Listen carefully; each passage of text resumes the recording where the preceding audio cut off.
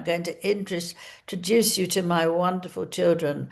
I think Harry will be cross, but he'll take it because she's done this all the way through that he doesn't want. And it's ridiculous now if he stops it because they'll be going to proper schools and they're going to just stay at home, so they won't have any friends.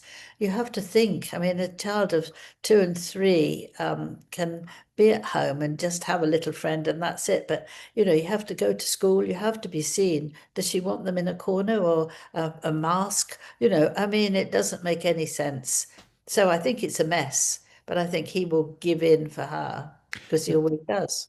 But Angela, you also think that he might spend more time in Africa. And you remember this year when things got really bad between him and Meghan Markle, he actually disappeared. He went totally off grid, wasn't communicating with Meghan at all.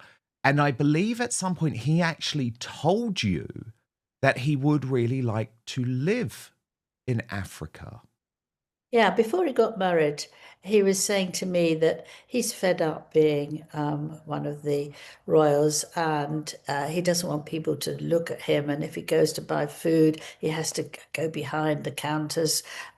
What he really wants is to go to Africa because then he loves the animals. They're not difficult to talk to. And that's where he feels most comfortable. And he asked Meghan if she would like to go and stay there for a while. Oh, no, not at all. So that was out.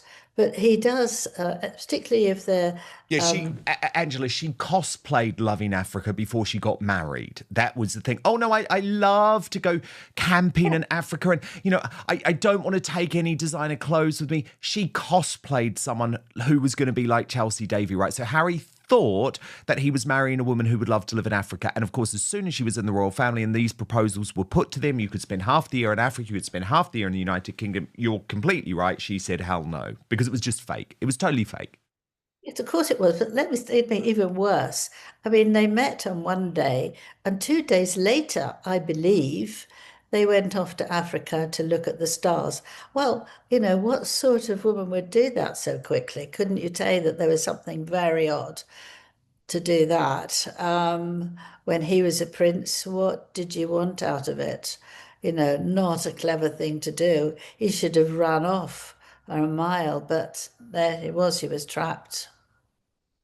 And Angela, you do have concerns that if things continue to go so badly wrong, Harry, who obviously has admitted a lot of illegal drug use and definitely has an addictive personality.